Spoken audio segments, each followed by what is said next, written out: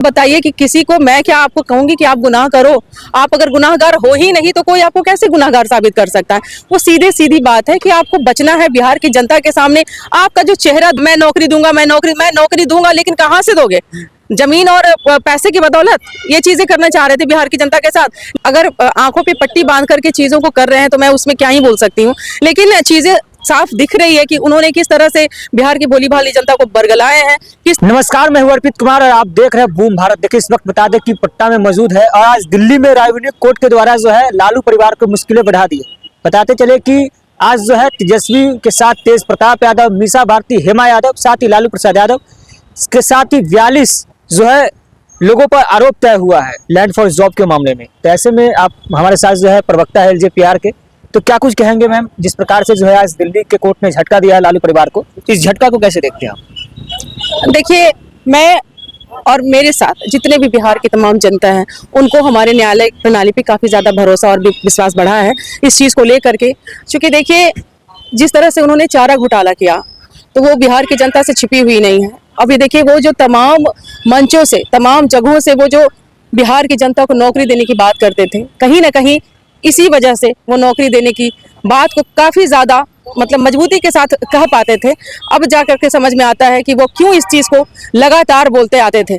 अब तमाम जनता जो बिहार की है वो उनको पिछले बार चुनाव में, आपने देखा, पिछले बार नहीं सॉरी इसी बार चुनाव में जिस तरह से उनको नकार दी और तमाम चीजें जो बिहार की जनता के सामने उनकी उभर करके आ रही थी आए दिन, तो उससे जाहिर सी बात है कि सारी चीजें क्लियर हो रही थी और कहीं ना कहीं इनकी चीजों को न्यायालय तक ले जाया गया और उसमें सत्यता साबित हुई और वो इस तरह से उनको सजाफता दिया गया। लेकिन मैडम, ये देखा गया कि जिस प्रकार से राजद कार्यकर्ता है वो काफी मायूस है, कह रहे हैं कि बदले की राजनीति है। क्योंकि तेजस्वी यादव का एक बयान जो है काफी वायरल हुआ था। वो कहते कि मम्मी शायद थे, बोले थे कि छोड़ेंगे नहीं, उस बातों को उन्होंने चुनाव में भुनाया था। तो क्या ये बदले की राजनीति किया जा रहा है? क्या ये बदले की जो है कहीं ना कहीं कह रहे हैं कि उनके सर पर हो रहा है? ईडी आपकी, सीबीआई आपकी, हर महकमे आपकी, ऐसे कैसे आप पर आरोप लग रहे हैं? आपका कहना एक पल को मैं मान लूं कि सच कह रहे हैं आप, तो बताइए कि किसी को मैं क्या आपको कहूंगी कि आप गुनाह करो। आप अगर गुनाहगार हो ही नहीं तो कोई आपको कैसे गुनाहगार साबित कर सकता है। वो सीधे सीधी बात है कि आपको बचना है बिहार की जनता के सामने। आपका जो चेहरा धूमिल हुआ है उसको अच्छा बनाना है, इसलिए आप इस तरह की अटकलें लगा रहे हैं बिहार की भोली भाली जनता के सामने। तो बिहार की जो जनता है वो आपको, आपका घिनौना चेहरा भी देख ली है, तो अब वो आपकी बात में कभी नहीं आएगी।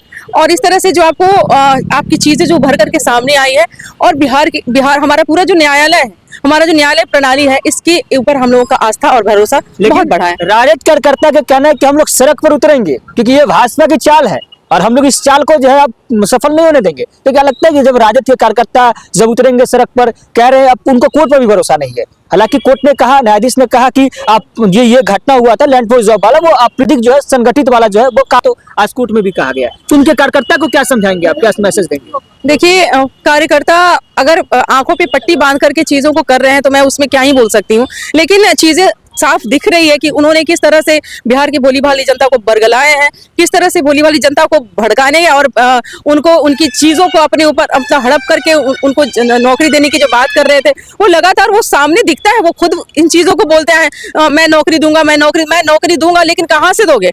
जमीन और पैसे की बदौलत ये चीजें करना चाह रहे थे बिहार की जनता के साथ, लेकिन बिहार की जनता एनडीए के साथ अपना साथ बनाई और अपनी जो चीजें हैं, बिहार की जनता ने एनडीए के समर्थन में जो वोट किया और एनडीए की सरकार जो स्थापित हुई, तो उनकी चीजें जो गलत मंसूबे बनाए थे वो कहीं ना कहीं वो फेलियर साबित हुए। अब आपके नेता चिराग जी किसके साथ, इस पर उनका क्या राय है? क्योंकि आपके नेता भी लगातार कहते हैं कि भ्रष्टाचार पर कोई समझौता नहीं है, तो वो किनके साथ है?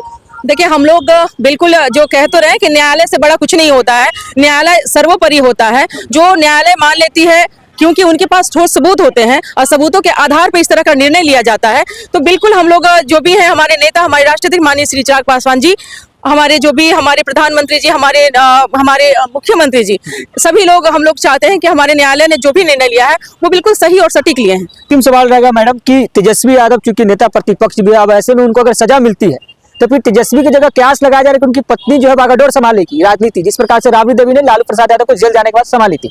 तो ऐसे में तेजस्वी यादव पर अब तलवार लटक रही है कि राघोपुर से विधायकी कहीं चली जाएगी। तो ऐसे में अब उनका क्या होगा, आगे का करियर क्या दिख रहा है आपको? देखिए उनका पारिवारिक मुद्दा रहेगा, क्योंकि ये उनका निजी मामला होगा, तो उसमें मैं हस्तक्षेप नहीं करूंगी। बाकी देखते हैं उन लोगों का क्या निर्णय पारिवारिक तौर पे वो लोग लेते हैं, वो आपके लिए भी जानने योग्य है और हमारे लिए भी। चलिए देखिए, इस वक्त बता दें कि हमारे साथ एलजेपीआर के प्रवक्ता सोनम पासवान जी है, जो बाकी से अपनी बातों को रखते हैं। कह रहे हैं कि जिस प्रकार से न्यायालय का फैसला है वो सर्वमान्य है, इस फैसला को सबको मानना पड़ेगा, चाहे पक्ष हो चाहे विपक्ष हो, सबको मानना पड़ेगा। हालांकि इनका सीधा सीधा कहना था जिस प्रकार से तेजस्वी यादव हो या मीशा भारती हो या हेमा यादव हो, लालू तमाम परिवार हो, इस प्रकार से 42 लोगों पर जो है आरोप तय कर दिया गया है। अब देखना यह होगा कि कोर्ट में जब स्पीडी ट्रायल चलेंगे, कोर्ट में जब सुनवाई चलेगी, अब जो है सजा होने में कितनी महज टाइम लगती है, कितना समय लगता है, आप क्या कुछ सोचते हैं? अपना राय प्रतिक्रिया कमेंट बॉक्स में बताइएगा। बहुत बहुत धन्यवाद।